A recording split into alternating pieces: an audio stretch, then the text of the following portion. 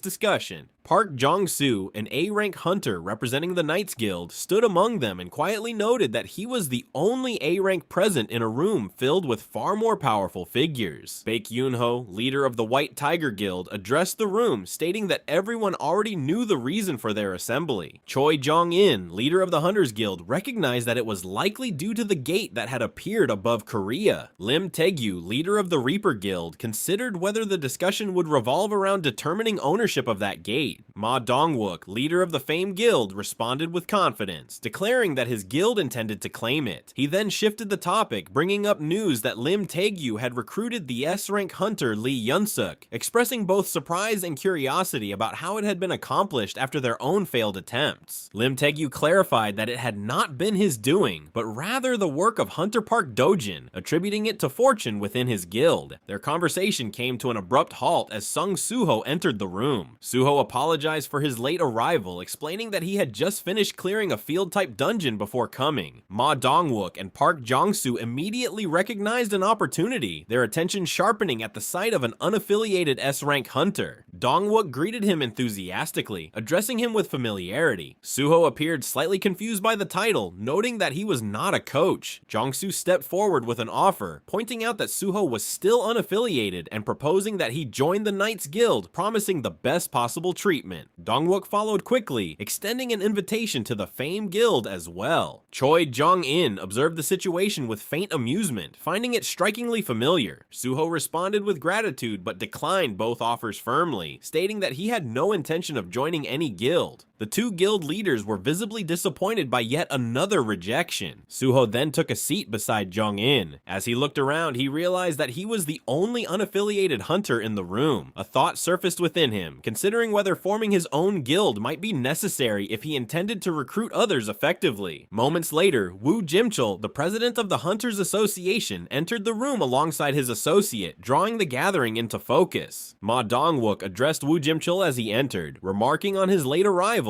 and noting that he appeared unwell, even wondering if he was suffering from a stomachache. Jimchul apologized, explaining that organizing the data had taken longer than expected. He thanked everyone for responding to the association's summons and moved straight to the matter at hand. A gate had appeared over South Korea the previous day. A passenger plane had been the first to spot it, but it had been caught in the surrounding magic and crashed, resulting in heavy casualties. O-rank hunters had been dispatched to measure the gate's magic, but its intensity had far exceeded A-rank levels. As a result, the gate had been classified as S-rank. The room fell into stunned silence at the announcement. Suho registered the weight of those words, realizing that an S-rank gate had appeared, something unheard of since the cataclysm. Choi Jong-in acknowledged that this was the very worst-case scenario they had feared. Suho studied their reactions and noted that even those who carried memories of the past seemed shaken. He questioned whether S-rank gates were truly that dangerous, then voiced that if they combined their strength, they should be able to handle it. Beru responded with grim certainty, stating that even together, they would amount to nothing more than prey in comparison. An uneasy sensation crept through Ma Dongwook as he observed Beru. His hands began to tremble without warning, and he realized that this creature was Suho's summoned beast. Yet he could not understand why such fear had suddenly taken hold of him. Suho immediately struck the back of Beru's head, dismissing his words and ordering him to stop frightening everyone in return. Beru responded with subdued regret, explaining that he could not help but know the truth better than anyone, as he himself had once been the boss of an S-rank gate in the previous world. Suho processed that revelation, realizing that Beru had once been a magic beast powerful enough to instill fear even in S-rank hunters. Choi Jong-in flinched as recognition dawned, while Baek Yoonho's eyes widened as he connected the resemblance to the ant summon once used by Sung Jinwoo. Beru let out a dark, satisfied amusement, observing that they had instinctively recognized the presence of a predator. He asserted his superiority, declaring them to be nothing more than prey before him and demanding submission. Suho struck him again, reprimanding him for threatening allies. Beru quickly apologized, admitting that it had been a long time since he had felt such overwhelming superiority. Jong-in then turned back to Suho, considering the implications. If Beru's claim was true, he questioned whether Suho could clear the S-rank gate using such a summon. Suho dismissed the idea, stating that while he did not know how powerful Beru had been in the past, he had lost all of that strength and was now of little use. Across the table, Park Jong-soo admitted that he could not follow what they were discussing. Ma Dong-wook shared the same confusion, equally unable to grasp the meaning behind their exchange. Choi Jong-in remarked that a single experience was worth more than 1,000 words, and asked the Song Suho to help the others recover their past memories as well. Suho agreed without hesitation. He took out the key, the one that restores memories, and before either of them could question his intent, he drove it into their chests and turned it. In an instant, memories surged through them. Park Jong-soo and Ma Dong-wook trembled as realization struck, understanding that the world had reset. Dong-wook struggled to process it, recalling a disaster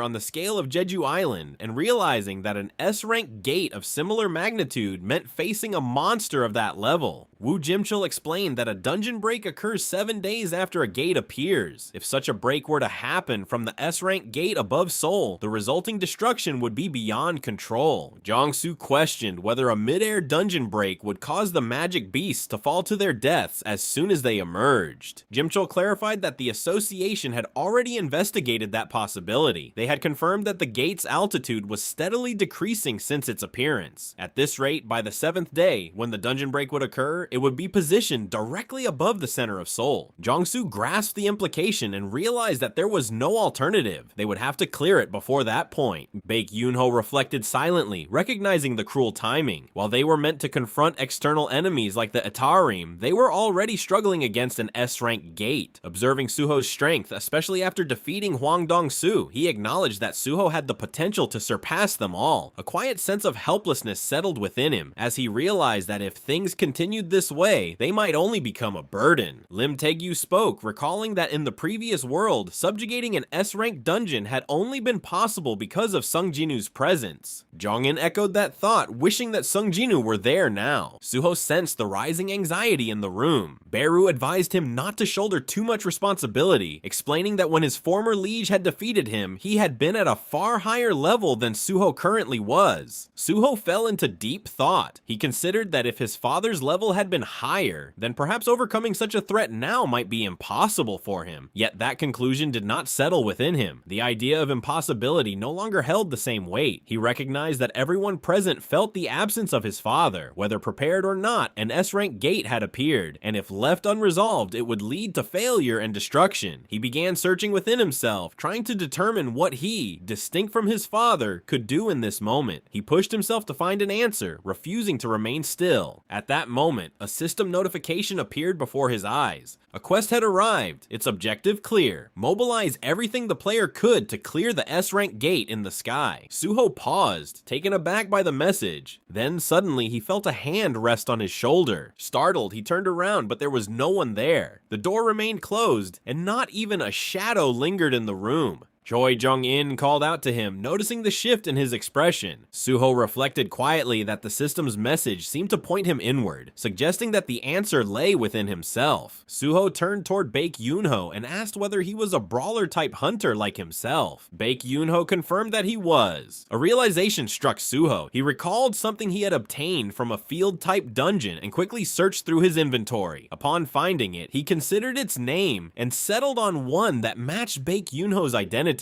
A shadow-forged gauntlet materialized and wrapped around Suho's arms. Suho then told Baek Yoon-ho that he wanted to test something and asked for his help. Baek Yoon-ho agreed, and the others followed as they moved toward a nearby gate. Choi Jong-in observed that it was a B-rank gate and questioned what Suho intended to do, especially since he had asked Baek Yoon-ho to hunt magic beasts. Baek Yoon-ho stepped forward, the gauntlets now fitted onto his arms, and launched into battle against the magic beasts. Woo Jim-chul, watching closely, asked Suho why Baek Yoon-ho was the one fighting. Suho explained that he was testing equipment he had created using his ability. Jim-chul reacted with surprise, noting that Suho's ability differed from Sung Jinwoo's, which had been centered around summoning. Suho clarified that while the abilities were similar, there were key differences. His father's shadow soldiers had been permanent and capable of growing stronger over time, allowing him to build an army. In contrast, Suho's shadow soldiers disappeared after a day. However, he had found another approach. approach. His shadow creation ability allowed him to transform those soldiers into shadow equipment. Among these items, certain pieces could level up and transfer the stats they had as soldiers to whoever wielded them. Jimchul realized the implication and questioned whether the item given to Baek Yoonho was one of those leveling pieces. Jongin followed that thought, understanding that if Suho's explanation was accurate, then the wielder could grow stronger by hunting magic beasts. Suho acknowledged that possibility, though he admitted uncertainty about whether others, aside from himself, could fully utilize such growth. Meanwhile, as Baek Yoonho fought, he sensed something unusual. The gauntlet exceeded his expectations. Beyond its raw capability, the moment he equipped it, a skill had been imprinted into him naturally. It was a technique that allowed him to instantly close the distance between himself and his target in a single leap, delivering a powerful strike. Suho watched carefully and realized that what he had hoped for had come true. The gauntlet had leveled up in Baek Yoonho's hands. Baek Yoonho noticed a shift within himself, feeling his body become lighter and more responsive. Suho then declared that 6 days remained until the dungeon break. Before that moment arrived, he would do everything in his power to create equipment for everyone. Jimchul repeated the idea, processing the scale of what Suho was proposing, leveling equipment for all of them. With firm resolve, Suho stated that they would face the trials ahead together and overcome them as one. Choi Jong-in stepped forward with urgency, asking whether Suho could create an item that enhanced the fire element. Lim Taegyu immediately followed, insisting that his bow should take priority. Suho hesitated, explaining that such choices were not something he could decide freely. Park Jong-soo, filled with hope, questioned whether someone at A rank like himself could reach the level of an S rank through such equipment. Ma Dongwook suggested settling the matter by seniority, proposing that the oldest should go first. Amid the rising commotion, Woo Jimchul observed the situation in silence. He reflected that Sung Jinu's authority had been absolute and complete, requiring no assistance from others. In contrast, Suho's power was structured differently. It was meant to elevate those around him. For those who had been unable to contribute in the previous world, this power represented a chance to stand and fight again. A quiet hope surfaced within him, imagining the possibility of fighting alongside Suho one day, though he regarded it as a distant dream. Far away in the United States, Thomas Andre rested calmly within his residence. His assistant, Laura, reminded him that he seemed to be forgetting something. Thomas questioned her remark, prompting her to recall his earlier statement that after visiting the Asura Guild, he intended to travel to Korea. Thomas acknowledged it, referring to his planned meeting with Sung Suho. However, he dismissed the timing, stating that the situation was not yet ripe. Laura, puzzled, questioned what he meant. Thomas explained through metaphor, indicating that the public perception of the Scavenger Guild had already shifted following recent events, and with Sung Suho's reawakening as an S rank, there was currently no advantage for them in heading to Korea. Laura then brought up Randolph, questioning whether he did not intend to avenge him. Thomas clarified that it was not about revenge, but about honoring him. He believed that ensuring Randolph's death held the greatest possible value would be the truest form of condolence. At that moment, Laura handed him a tablet displaying a news article and suggested that the right time might have arrived. Thomas glanced at it. The report stated that for the first time since the Cataclysm, an S-rank gate had appeared in Korea, prompting a request for hunter support from other nations. A grin spread across Thomas Andre's face as he read it. He concluded that the moment had finally come. He instructed Laura to inform Korea that the Scavenger Guild would assist and ordered preparations for a private jet, declaring that he would depart immediately. Laura acknowledged his command. Thomas then made a quiet vow to Randolph, promising that the cost of his death would be repaid in full.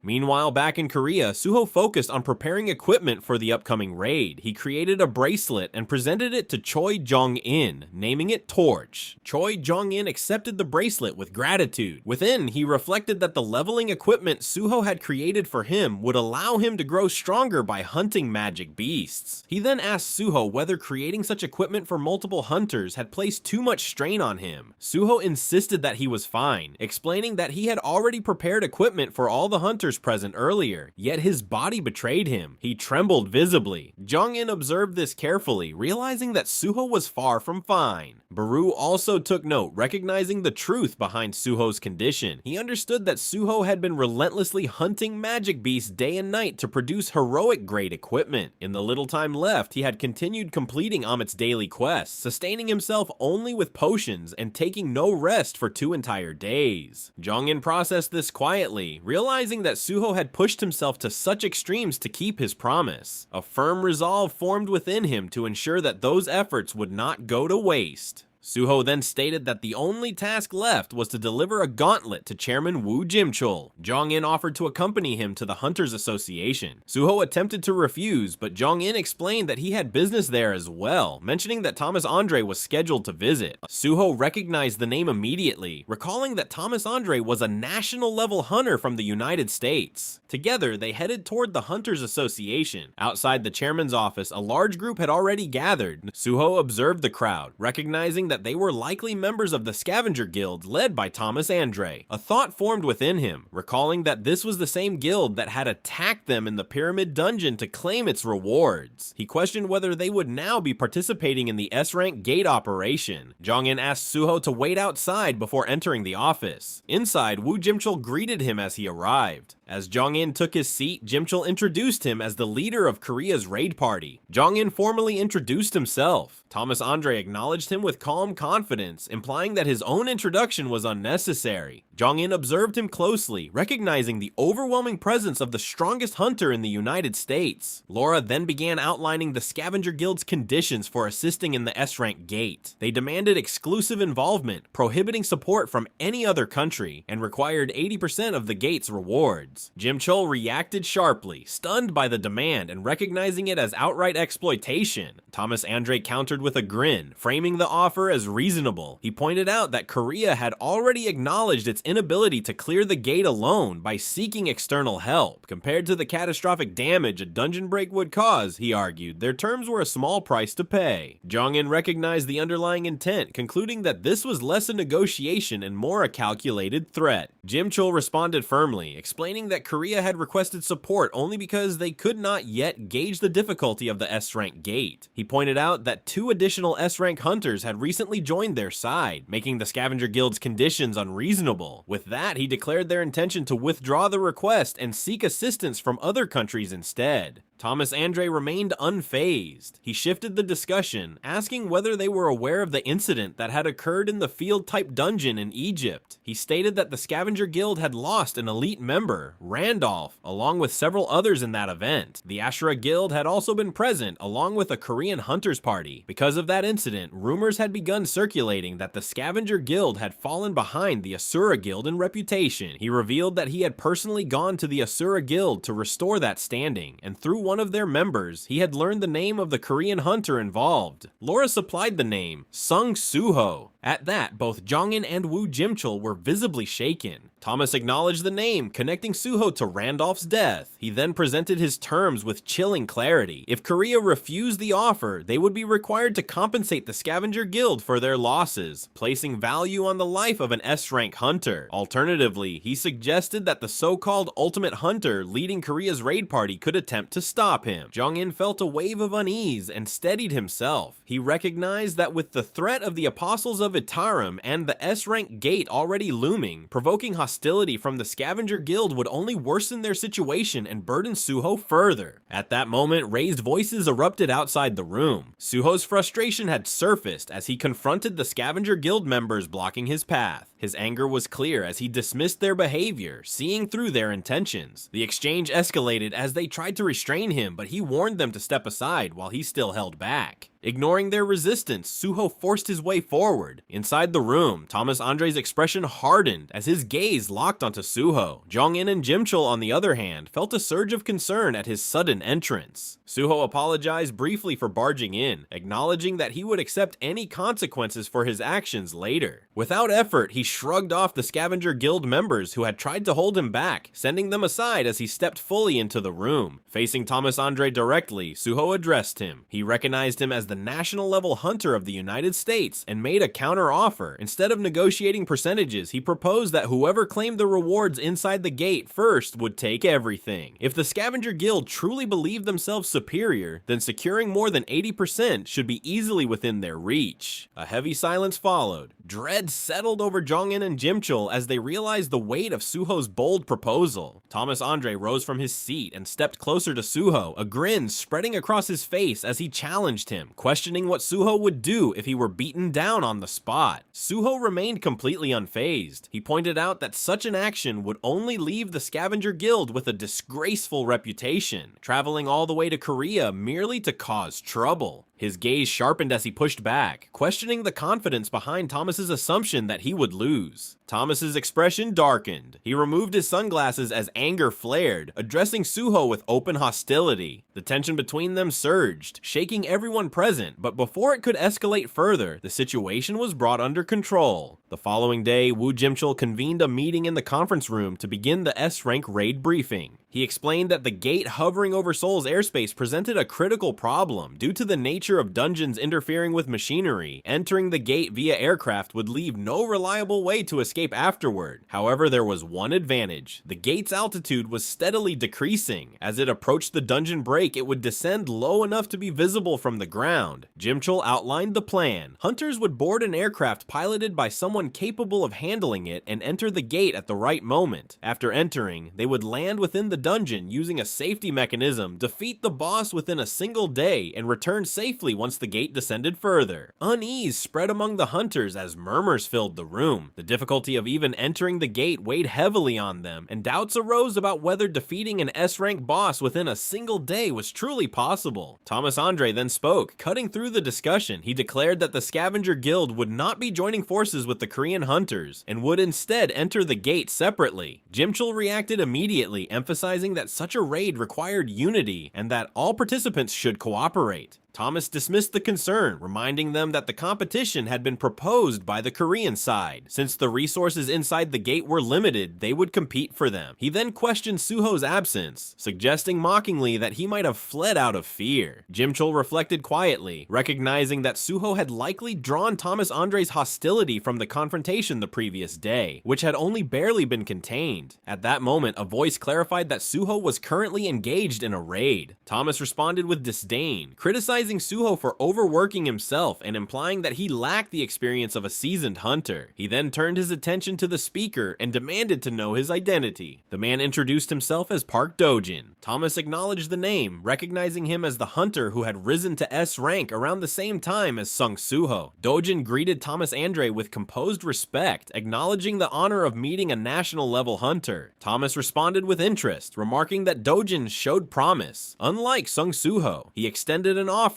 suggesting that Dojin contact him if he ever considered working together, implying he could offer far better treatment. Dojin accepted the remark without commitment, stating that he would consider it. Thomas then moved forward decisively, proposing that the order of entry into the gate be decided by a coin toss. Without waiting for agreement, he flipped the coin, assigning heads to the Scavenger Guild and tails to the Korean Association. All eyes followed the spinning coin as the hunters watched their fate hinge on chance. Once the matter was settled, Dojin left and returned to meet Arsha. Arsha greeted him with curiosity, mentioning that she had heard he would also be participating in the S-rank gate raid. Dojin questioned her, reminding her that he had explicitly told her not to observe him through her methods. Arsha brushed it off, explaining that she had learned of it while monitoring Sung Suho, calling it mere coincidence. She noted that Suho had been relentlessly pushing through raids day and night, driven by his resolve to defeat Thomas Andre, leaving him too preoccupied to notice their existence. She found this development favorable. Since Dojin would be entering the same raid, she suggested that he get closer to Suho and gain his trust, only to betray him at the right moment. Dojin responded that he did not understand the concept of friendship well enough to use it as a tool. Arsha remarked on that, finding it unfortunate, then revealed that they would also be entering the gate. Dojin questioned the reason. Arsha answered plainly, they were the ones who had created it. Dojin was visibly taken aback, realizing that they had artificially created a gate. Arsha explained that it had been done using Pia's ability, though it was unstable. Because of that instability, the gate had formed in the sky and was gradually descending. Pia protested, trying to stop her from revealing further details. Dojin considered the information and asked whether such an ability could open a passage to another world. Despite Pia's attempt to intervene, Arsha clarified that even monarchs could not achieve something like that. She then warned Dojin not to set his sights on Pia, threatening to reveal his identity to Sung Suho if he did. She concluded that his participation in the raid aligned well with their interests, as it allowed for cooperation. Dojin stated that he had his own matters to handle. He revealed his intention to use the chaos within the S-rank gate to turn Thomas Andre into a believer. Arsha reacted with interest, noting that he was escalating quickly, moving from S-rank hunters to targeting a national level hunter. She acknowledged that as long as he disrupted the hunters entering the gate, it would benefit them. Dojin turned to leave, expressing that he hoped they would not interfere with each other's plans. Arsha, slightly amused, asked why he had not inquired about their motive for creating the gate. Dojin dismissed it, stating that their relationship was purely transactional. Since she had not volunteered the reason, he concluded that she likely lacked the confidence to persuade him. Arsha commented on his difficult nature, though inwardly she concluded that getting along with him would not be easy. As Dojin departed, Pia hesitated and voiced her unease. She questioned whether aligning with the Apostle of the Atarim was truly safe, fearing what might happen if their invasion succeeded. She also admitted that her body had deteriorated severely after forcibly creating the gate and wondered if the system they followed was truly meant for them. Arsha gently placed a hand on her head, but the softness in her gesture contrasted sharply with the intensity in her gaze. Her eyes flared as she rebuked Pia for doubting the very system that had guided and empowered them. She reminded her that by following its directives, Pia had accomplished what had once been impossible, creating an S-rank gate despite her unstable ability. To Arsha, that growth was proof of the system's purpose. She then pulled Pia into an embrace, her tone softening as she reassured her that the system would elevate them into monarchs. She emphasized that everything, including their meeting within the dimensional rift, had been guided by it. As long as they followed its quests, they would become flawless and complete beings. Pia, shaken, apologized and promised she would never doubt it again. Arsha accepted her submission with satisfaction and suggested that it was time to greet their next companion. At that moment, a system notification appeared, announcing the next stage of the path to becoming a monarch. The objective was to locate the descendant of Frost within the S-rank gate and recruit them as an ally, unlocking the next phase upon completion. Elsewhere, preparations were underway as the Scavenger Guild's aircraft stood ready for departure. Thomas Andre observed the situation with interest, remarking that even B-rank or higher hunters were being assigned roles akin to miners for this raid. He questioned what such an unprecedented S-rank gate truly signified. Laura responded with dry wit, noting that he rarely saw meaning beyond power and profit. Thomas acknowledged her remark, prompting her to add that crises often gave rise to heroes, that such moments were where legends were born. She then wondered aloud whether he intended to become such a hero. Thomas laughed, dismissing the notion, stating that as long as it brought him profit, that was enough. At that moment, Sung Suho approached and stood beside him. Thomas narrowed his eyes, recognizing him. He pointed out that the Scavenger Guild would be entering the gate first, implying that Suho would be at a disadvantage from the very beginning and questioning how he intended to respond. Suho passed by without hesitation, remarking that he would simply consider it a handicap for Thomas instead. After Suho moved on, Thomas asked Laura how long it had been since they last saw him at the association. She replied that it had only been 3 days. Thomas reflected on this, sensing something unsettling. Suho seemed completely different, as though he had changed in that short span of time. Nearby, Suho stood watching the gate in silence. As he observed it, he sensed a level of danger far beyond anything he had encountered before, recognizing that this S-rank gate was on an entirely different scale. Choi Jong-in noticed Suho's expression and questioned why he appeared so serious. He asked whether Suho had already completed all his preparations and wondered if he was concerned about losing to the Scavenger Guild. Suho turned his gaze toward him and dismissed the thought completely, making it clear that such an outcome was not even a possibility. Nearby, Thomas Andre caught that confidence and frowned, his expression tightening as he moved to prepare for departure. The Scavenger Guild boarded their aircraft first, ready to enter the gate ahead of everyone else. At the same time, the Korean hunters finalized their own preparations, yet unseen by them, additional presences moved alongside their ranks. Dojin's newly created believer and one of Arsha's insects quietly embedded within their formation.